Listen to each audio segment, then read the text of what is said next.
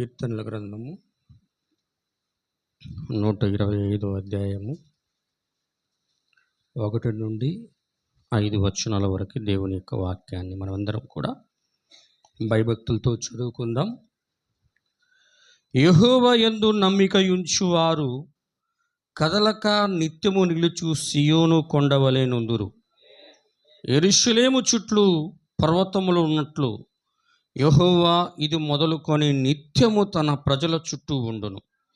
నీతిమంతులు పాపము చేయుటకు తమ చేతులు చాపకుండునట్లు భక్తిహీనుల రాజదండము నీతిమంతుల స్వాస్థ్యం మీద నుండదు.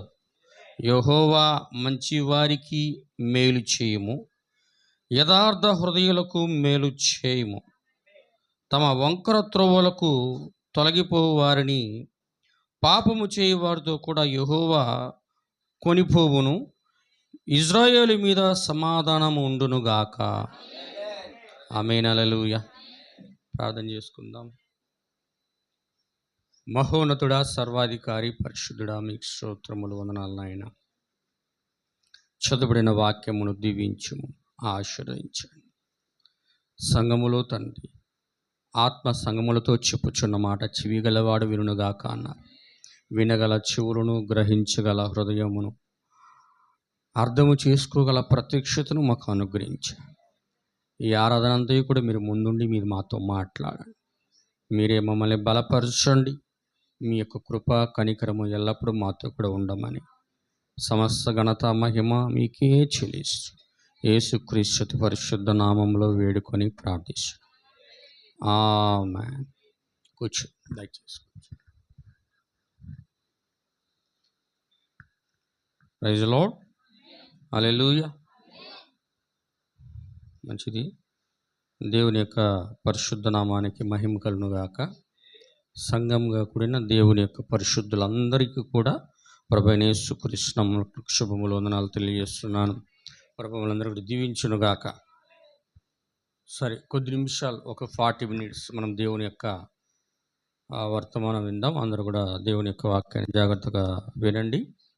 ఏమండి, చూడండి, మన యొక్క వర్తమానం పేరు ఏంటంటే నిత్యము నిలుచు సియోను కొండ.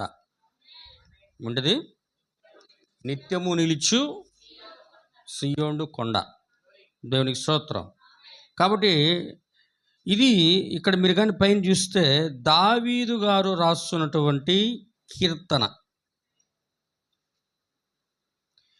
దావీదు మహారాజు గారు యాత్ర అంటే ప్రయాణం చేస్తున్నప్పుడు తన యొక్క ప్రయాణములో ఆయన రాస్తున్నటువంటి కీర్తన పుస్తకమైంది.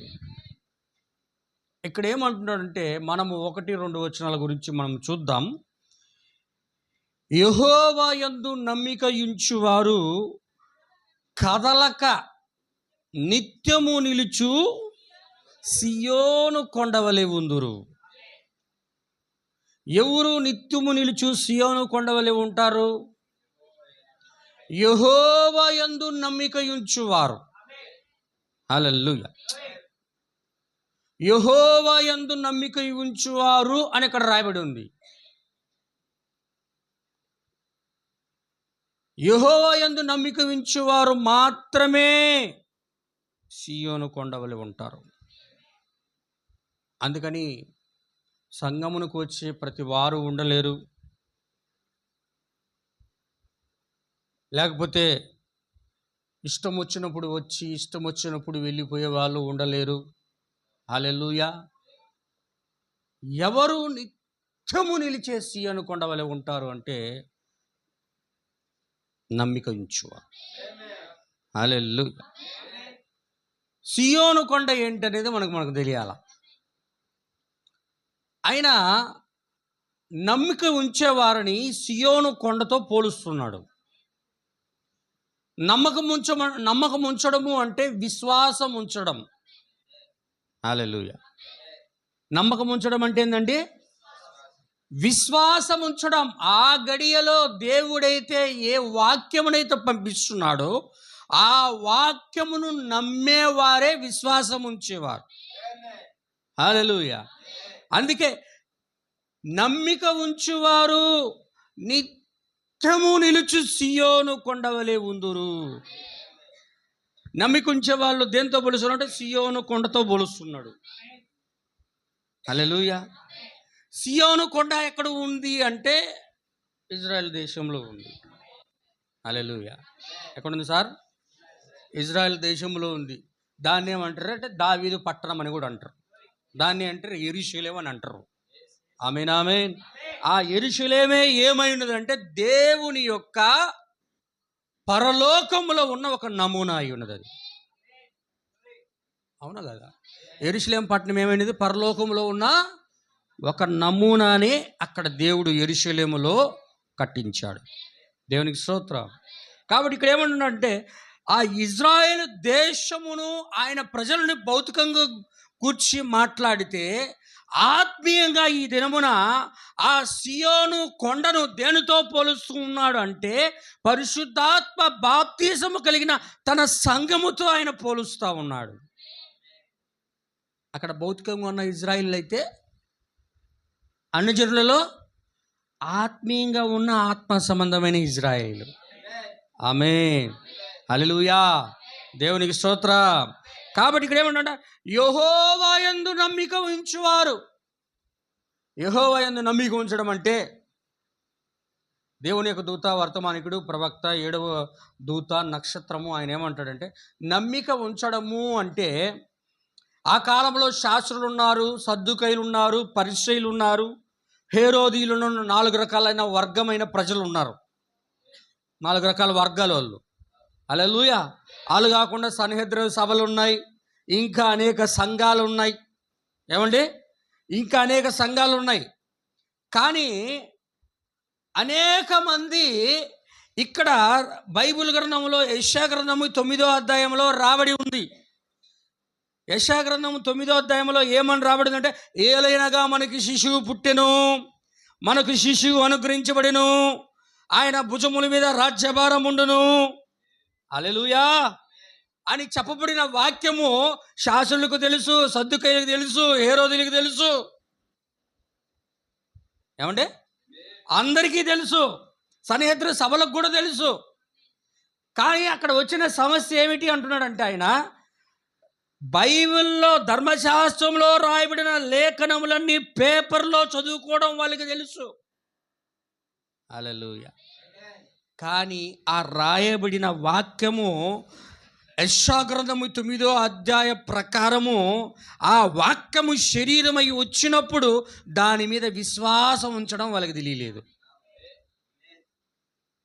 అర్థమవుతుందా? విశ్వాసం అంటే ఏంటంటే ఇప్పుడు ఆది యందు వాక్యం ఉండెను, వాక్యము దేవుని యొద్ద ఉండెను, వాక్యమే దేవుడై ఉండెను, ఆ వాక్యమే కృపా సత్య సంపూర్ణుడిగా మన మధ్య నివసించనంటే ఆ వాక్యం ఏమైందంటే శరీరం అయింది. హల్లెలూయా.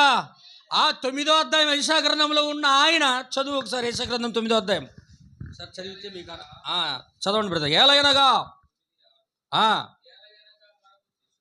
ఏలయనగా మనకు శిశువు పుట్టెను, మనకు కుమారుడు అనుగ్రహించబడెను, ఆయన భుజముల మీద రాజ్యభారం ఉండును, ఆయనకు ఆశ్చర్యకరుడు, ఆలోచనకర్త, బలవంతుడైన దేవుడు, నిత్యుడగు తండ్రి, సమాధానకర్త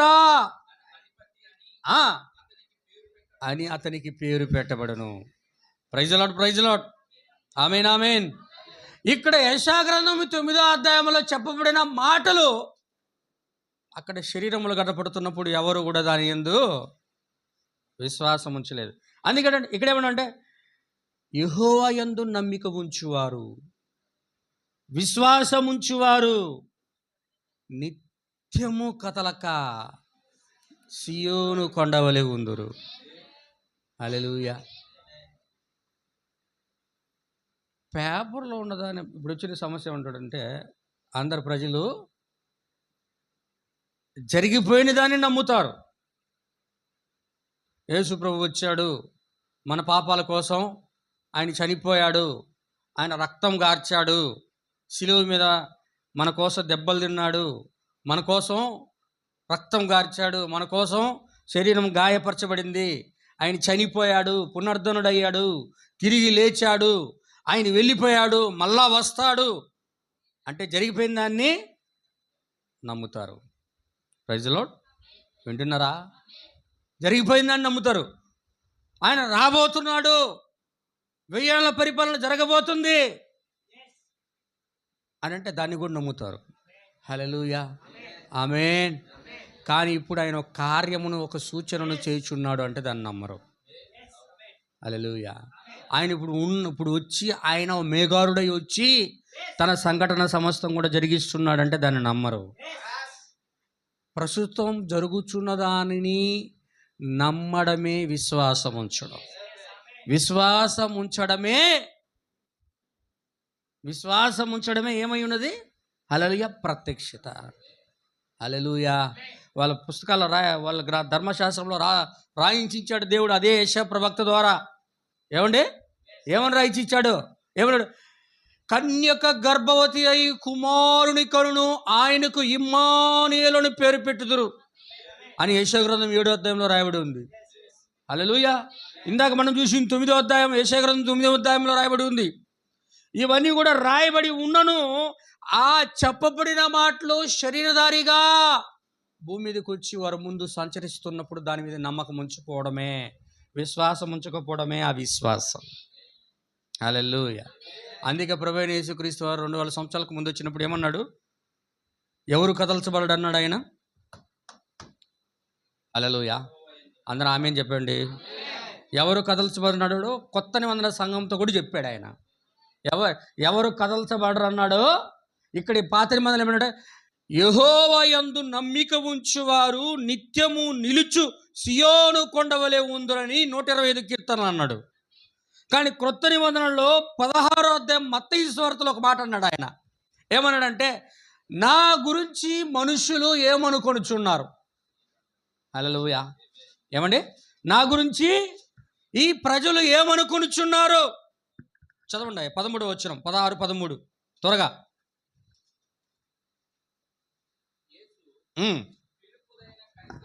ఫిలిప్పుదైన కైసరియా తన పట్టణమునకు వచ్చినప్పుడు మనుష్య కుమారుడు ఎవరు అని జనులు చెప్పుకొనుచున్నారని. హల్లెలూయా.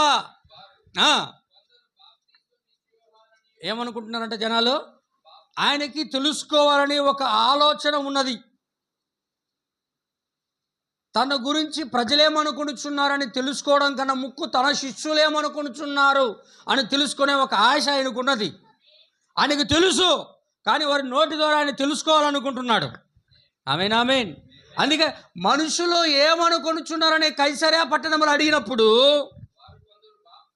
కొందరు అనుకుంటున్నారు. ఏమనుకుంటారు? కొందరు తల నరికించిన బాప్తీసమిచ్చి యోహాను అనుకొనుచున్నారు. కొందరు పాత నిబంధనలో ఏలియా అనుకొనుచున్నారు. కొందరు పాత నిబంధనలో ఇర్మియా ప్రవక్త వచ్చి ఉన్నాడు అనుకొనుచున్నారు. లేకపోతే పాత నిబంధన ప్రవక్తలలో ఎవడో అయినా ఒకడు అయి ఉంటాడు అనుకుంటున్నారు. హల్లెలూయా, ఆమేన్. ఎవరైనా ఇర్మియా అయి ఉంటాడు, బాప్తీసమిచ్చి యోహాను అయి ఉంటాడు. హల్లెలూయా. ఇంకా ఏలియా అయి ఉంటాడు. ఇంకా ప్రవక్తలో ఎవరైనా ఒకరు అయి ఉంటారని నమ్ముతున్నారంట. అంటే విశ్వాసం ఉంచుతున్నారు. ఆమేన్, ఆమేన్. దేవునికి స్తోత్రం. నమ్మిక ఉంచుంటే ఆయన ఏమంటాడు? వాళ్ళందరూ అనుకునే నమ్మకంగా ఆయన కనిపించడం లేదు. వారు అనుకునే విశ్వాసము అది కరెక్ట్గా అనిపించడం లేదు. అలాగైతే మీరు ఏమనుకొనుచున్నారు? తన శిష్యుల వైపు తిరిగి అడిగాడు. హల్లెలూయా. తిరిగి చూడగానే శిష్యులందరూ పేతురు వైపు చూశారు. ఏమేన్. పేతురు వైపు చూడగానే పేతురు అందరితో చూసి ఏమంటున్నాడు? అందుకు సీమోను పేతురు, నీవు సజీవుడవగు దేవుని కుమారుడైన క్రీస్తు అని చెప్పాడు. ఆమేన్, హల్లెలూయా. నువ్వు దేవుని కుమారుడువైనా. హల్లెలూయా. అందుకు ప్రభువైన యేసుక్రీస్తు వారు వెంటనే ఏమన్నాడండి? ఏమన్నాడు? బర్రి సీమోను యోనా, నీవు ఆశీర్వదించబడిన వాడు, ధన్యుడు. అంటే ఎవరు ఆశీర్వదించబడ్డ వాళ్ళు చెప్పండి సార్? ఎవరు? హల్లెలూయా. ఆమేన్, ఆమేన్. సీమోను పేతురు చూసి, నువ్వు ఆశీర్వదించబడిన వాడవు, ఆ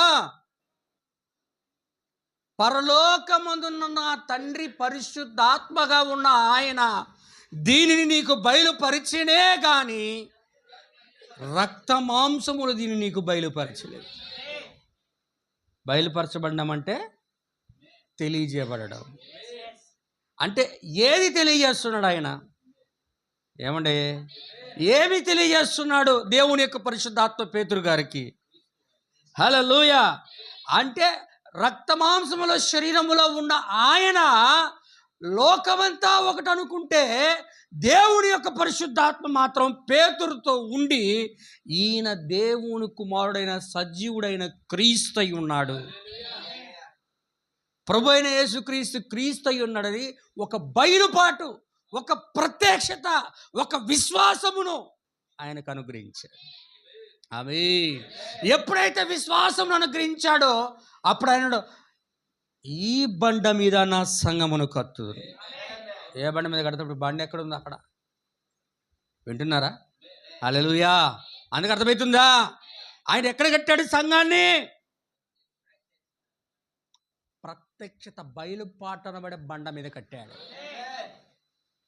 బండ అంటే బయలుపాటు, దేవుడు తెలియజేసుకునే దాని మీద, దేవుడు తానేమై ఉన్నాడో అని తెలియజేసుకునే విశ్వాసము పైన, ప్రత్యక్షత పైన ఆయన సంఘాన్ని కడతా ఉన్నాడు. అంటే ఆ గడియలో దేవుడు ఏం చేస్తున్నాడు అది చూసే వాళ్ళకే ఆ ప్రత్యక్షత అర్థమవుతుంది. అంతే కదా సార్? ఏమండి? హల్లెలూయా. వింటున్నారా? లేఖనాల్లో ఉన్న ప్రవచనాలను చూసి ఇది మెస్సియా అని అంటారు, కానీ మెస్సియా ప్రవచనాలన్నీ కూడా, ధర్మశాస్త్రంలో ఉన్నవన్నీ కూడా శరీరధారి వచ్చినప్పుడు దాన్ని నమ్మడం లేదు. ఆమేన్. ఎప్పుడైతే నమ్ముతున్నారో వాళ్ళు చూసామంటున్నాడు, ఇప్పుడు మీరు నిత్యము నిలుచు సియోను కొండవలే ఉంటారు. నమ్మేవాళ్ళు ఎలా ఉంటారు? ఇప్పుడు ఇక్కడ నిత్యము నిలుచు సియోను కొండ. పేతురు ఆయన శిష్యులందరూ కూడా, యేసుక్రీస్తు శిష్యులందరూ కూడా నిత్యము నిలుచు సియోను కొండ. ప్రత్యక్ష మీద కట్టబడిన వాళ్ళు నిత్యము నిలుచు సియోను కొండ. అందుకే పాతాళ లోక ద్వారములు దాని ఎదుట నిలబడనేరు. ప్రత్యక్షత ముందు పాతాళ లోక ద్వారములు అండి. ప్రత్యక్షత లేకపోతే పాతాళ లోకం ముందు ఏమవుతారు చెప్పండి? ప్రత్యక్షత లేకపోతే ఆ గడియ వర్తమానం ద్వారా వాళ్ళు దాన్ని చూడకపోతే, ఆ గడియలో వచ్చిన వాక్యం వారికి అర్థం కాకపోతే, హల్లెలూయా.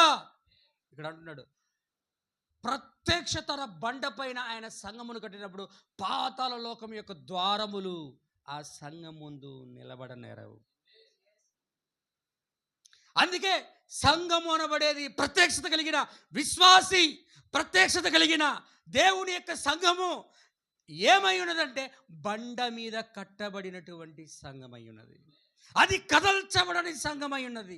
నిత్యము నిలుచు సియోను కొండ అయి ఉన్నది. ఆమేన్. హల్లెలూయా. అందుకే ఉపమానం మాట్లాడితే ఏమన్నాడు ఆయన? ఉపమానం మాట్లాడితే ఏమన్నాడు ఆయన?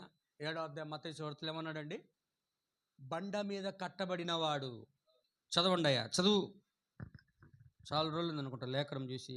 7వ అధ్యాయము, దేవునికి స్తోత్రం, 23, 24 వచనం. 7వ అధ్యాయం అనుకుంటా మత్తయి సువార్త. చదవండి. అందరు వింటున్నారా? చదువుతున్నారా? ఈ నా ఆడ మీరు అబ్జర్వ్ చేయాలా, గమనించాలా. అక్కడేమో ఏమన్నాడో ఇక్కడ ఏమన్నాడో మీరు గమనించాలా. ఈ నా మాటలు విని వాటి చొప్పున చేయు ప్రతివాడును బండ మీద తన ఇల్లు కట్టుకొనినా. హల్లెలూయా. వాన కురిసెను, వరద వచ్చెను, గాలి విసిరి. హల్లెలూయా. దాని యొక్క పునాది బండ మీద వేయబడింది కనుక అది పడలేదు. ఆమేన్. ఇంకొకళ్ళు ఉన్నారు, బండ మీద కట్టబడిన వారి కింద మాట్లాడుతున్నాడు.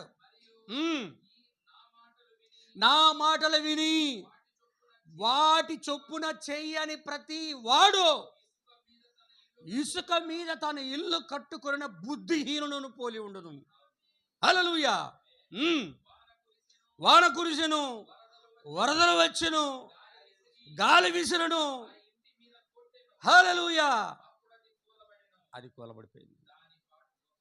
దాని పాటు మొదటి స్థితి కన్నా కడపడి చెడ్డదైపోయింది. Praise lord. ఆమేనేనా? హల్లెలూయా. దేవునికి స్తోత్రం.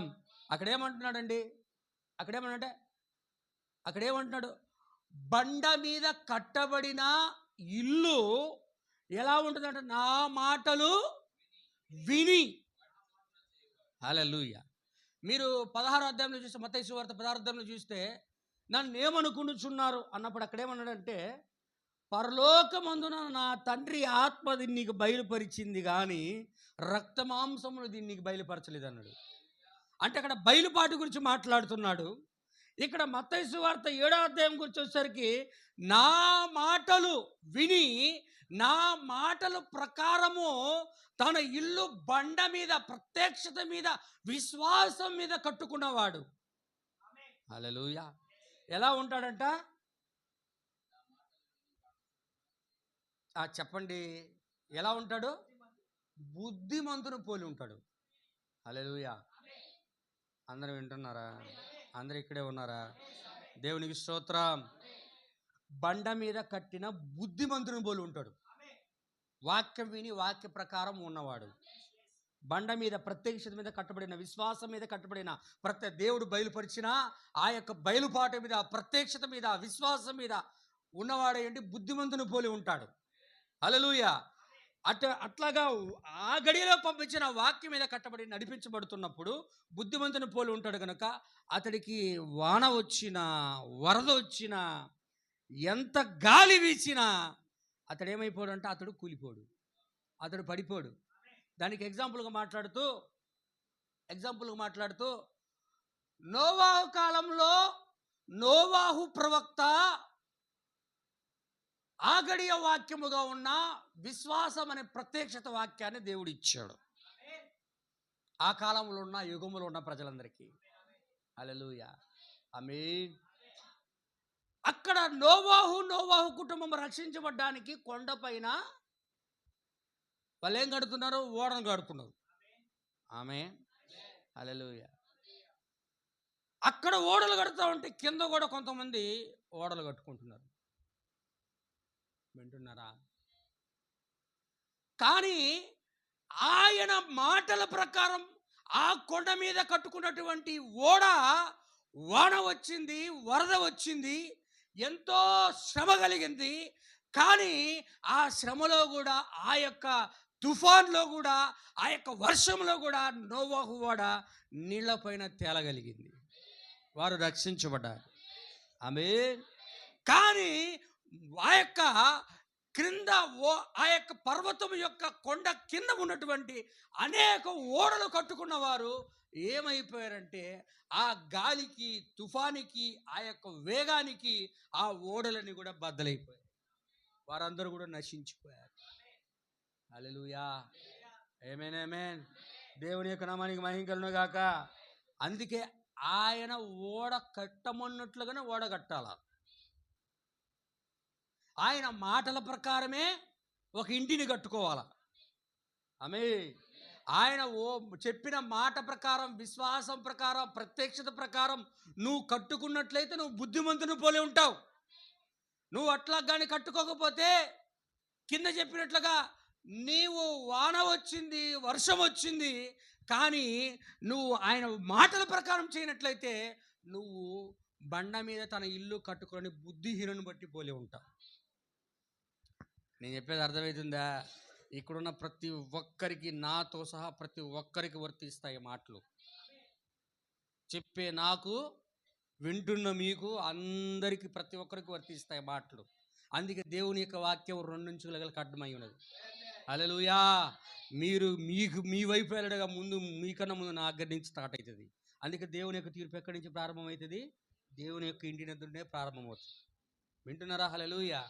కాబట్టి మాటల ప్రకారం, ప్రత్యక్షత ప్రకారం నేను ఇల్లు కట్టుకుంటున్నానా, నేను నిత్యము నిలుచు సియోను కొండవలే ఉండాలంటే ఆయన చెప్పిన ప్రత్యక్షత ప్రకారం నా ఇల్లు ఉందా, నేను ఈ సియోను కొండవలే ఉన్నానా అని పరిశీలించుకోవాలి.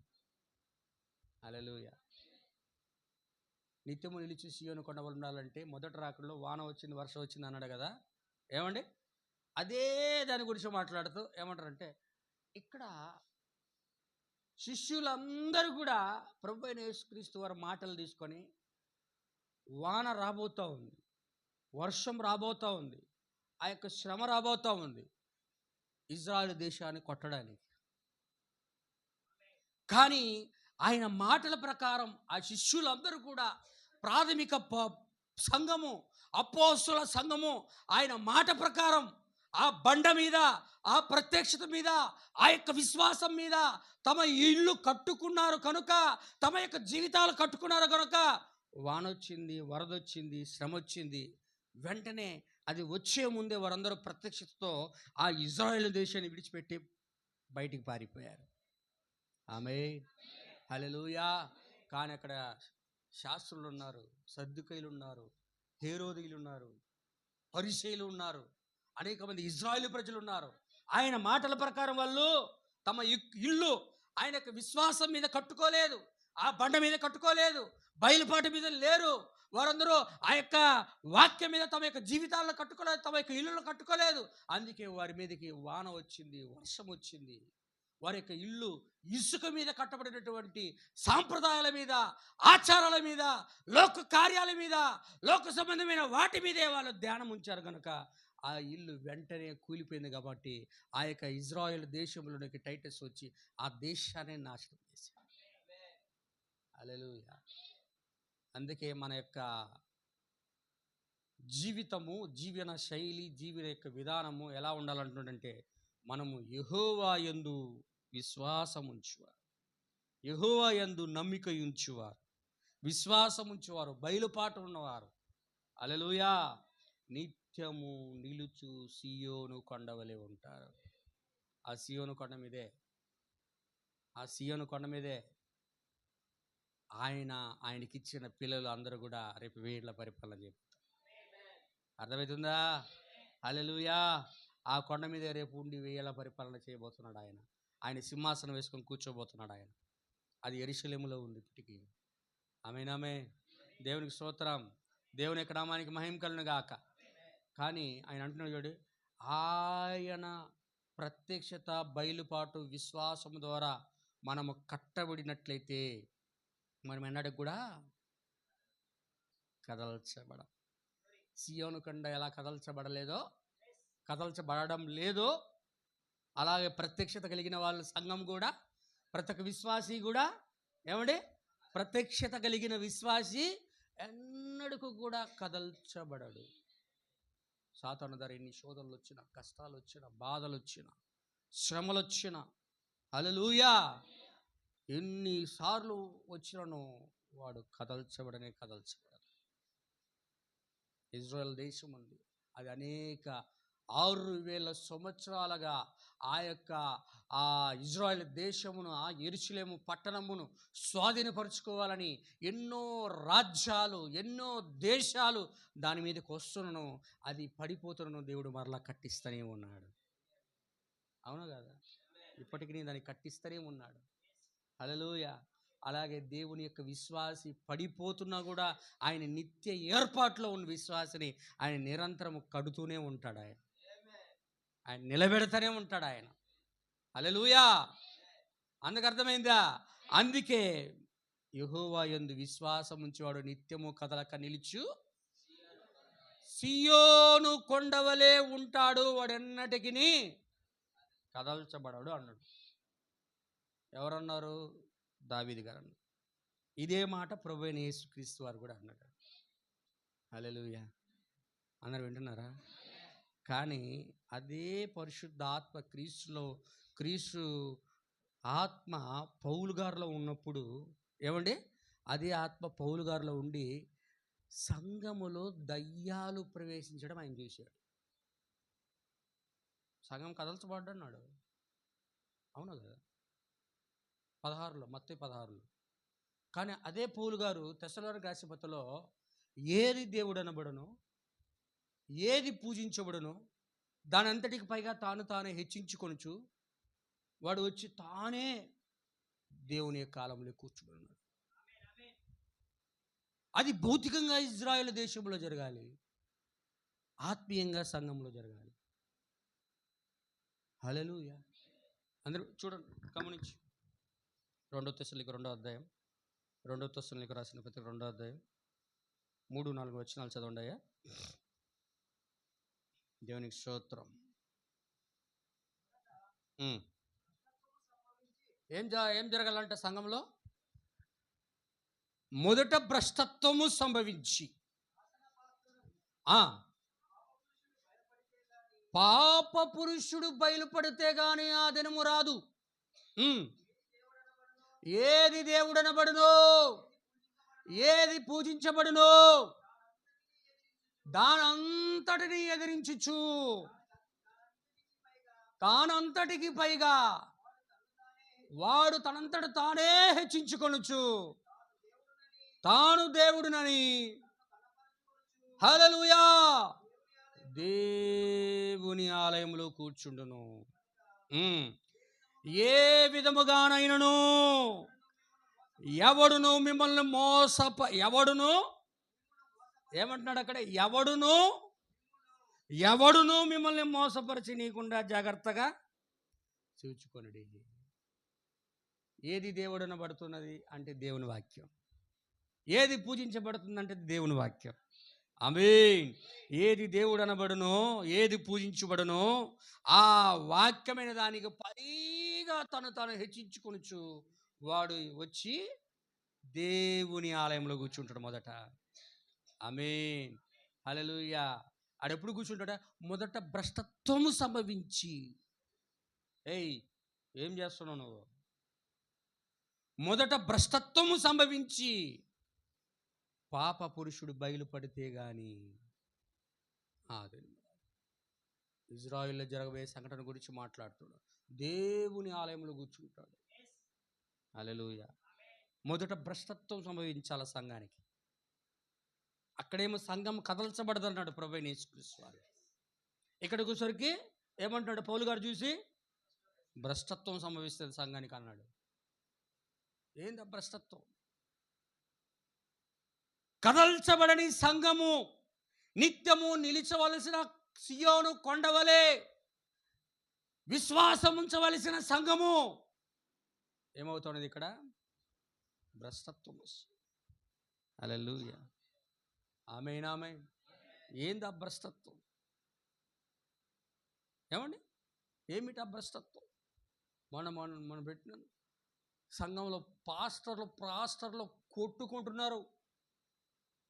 పాస్టర్లే తెలంగాణ చర్చిలో కొట్టుకుంటున్నారు. ఈ పాస్టర్ని తీసి ట్రాన్స్ఫర్ చేశారట ఇంకొక ఊరికి.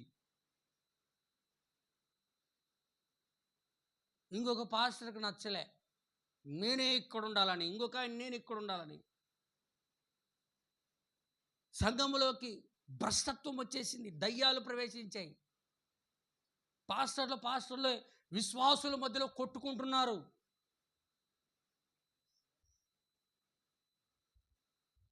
చర్చిల్లోకి పోలీసులు ప్రవేశించారు, పార్టీలు ప్రవేశించాయి. సంఘంలో 2 వర్గాలుగా చీలిపోయి విశ్వాసులు కొట్టుకుంటున్నారు. వాక్యం మీద విశ్వాసం ఉంచాల్సినటువంటి, నిత్యము కదలని సియోను కొండ వలె ఉండాల్సినటువంటి సంఘానికి భ్రష్టత్వం సంభవించి దయ్యాలు ప్రవేశించాయి సంఘంలో. అందుకే ప్రత్యక్షత కలిగిన వాడు, బండ మీద కట్టబడిన వాడు, నా మాటల ప్రకారం బండ మీద తన ఇల్లు కట్టుకున్నవాడు నిత్యము నిలిచి సియోను కొండవలె ఉంటాడు. హల్లెలూయా. సంఘంలో ఇష్టానుసారంగా ప్రవర్తిస్తున్నారు. కామపు చూపులు ఎక్కువైపోయాయి సంఘంలో. చాలా వరకు అనేక సంఘాల్లో ఏదోలో జరిగిన అదే కామపు ఆలోచనలతో సంఘంలో విశ్వాసులు ఉన్నారు. కామద్రోహముతో నివసిస్తున్నారు, వ్యభిచారులు నివసిస్తున్నారు, ఇష్టానుసారంగా ప్రవర్తిస్తున్నారు. కులవర్గం అనేది సంఘంలో ఏర్పడింది. సంఘంలో డబ్బున్న వాళ్ళు డబ్బు లేని వారిని చిన్న చూపు చూపే ఆలోచనలు ఎక్కువైపోయాయి. ఇవన్నీ కూడా కారణం ఏంటంటే సంఘంలో దయ్యములు ప్రవేశించి, భ్రమపరుచు ఆత్మలు ప్రవేశించే సంఘంలో. అతడు క్రైస్తవుడు వలె ఉంటాడు, కనపడతా ఉంటాడు, ఎంతో మంచిగా ఆమె కానీ ఆయన కానీ పాట పాడుతూ ఉంటారు. వాళ్ళు పాట పాడితే అయ్యో దేవుడే ఉన్నాడు అన్నట్లుగా అనిపిస్తూ ఉంటుంది. కానీ వారు వస్త్రధారణ, వారి యొక్క ముఖమునకు రంగులు, వారి పెదవులకు రంగులు, వారి తల వెంట్రుకలు కత్తిరించుకోవడం, వారి శరీరం అర్ధనగ్నంగా తయారవ్వడం, ఇష్టానుసారంగా ప్రవర్తిస్తూ మేము దేవుళ్ళలో ఉన్నాం అనుకుంటూ అందరూ చాలా వరకు మోసపోతూనే ఉన్నారు. హల్లెలూయా. అందుకు అర్థమవుతుందా నేను చెప్పేది? ఎంతవరకు వాస్తవం ఆలోచించండి. అందుకే పౌలు గారు చూసి మొదట భ్రష్టత్వము సంభవించి సంఘానికి సంభవిస్తేనే నాశనపుత్రుడు బయలుదేరుతాడు. నాశనపుత్రుడనా పాపపురుషుడనా రెండో. హల్లెలూయా. నాశనపుత్రుడని ఇస్కరియోతు యూదానన్నాడు. ఈ చివరి కాలములో పాపపురుషుడని అన్నాడు ఆయన. ఆమేన్. కాబట్టి ఎవడును మిమ్మల్ని మోసపరచకుండానట్లు జాగ్రత్తగా చూచుకునుడి. కనపడే ప్రతి వాడిని చూసి అనుకోబాకండి. నా మాట ప్రకారం కట్టి ఎవరు అడిగినా సహాయం చేయాలి. నేను చెప్తున్నాను, ఎవరు అడిగినా నీ వెలుపటి వారి పట్ల నువ్వు జాగ్రత్తగా ఉండాలి. సహాయం చేయలేదు, తప్పు లేదు. ఆహారం అడిగితే పెట్టు, తప్పు లేదు. అయ్యా అల్లాడదాకా వచ్చి వదిలేయ అంటే తప్పు లేదు. అది ఎవరైనా సరే దేవుని యొక్క ప్రేమతో నువ్వు పనిచేయి. కానీ వాక్యములో మాత్రం మనం రాజీ పడకూడదు. వాక్యము సంబంధం కానీ ప్రవక్తడు 99% సాతానుడు వాక్యముగానే ఉన్నాడు. కానీ యేసు సంపూర్ణమైన వాక్యమై ఉన్నాడు. యేసుక్రీస్తు వారు ఎవరండి? పరిపూర్ణమైన సంపూర్ణమైన వాక్యం. పాత నిబంధన అంతా కూడా ఏమైందంటే రక్త మాంసముల శరీరములో యెరూషలేము కొండపై నిలబడుకొని ఉంది. అవును కదా?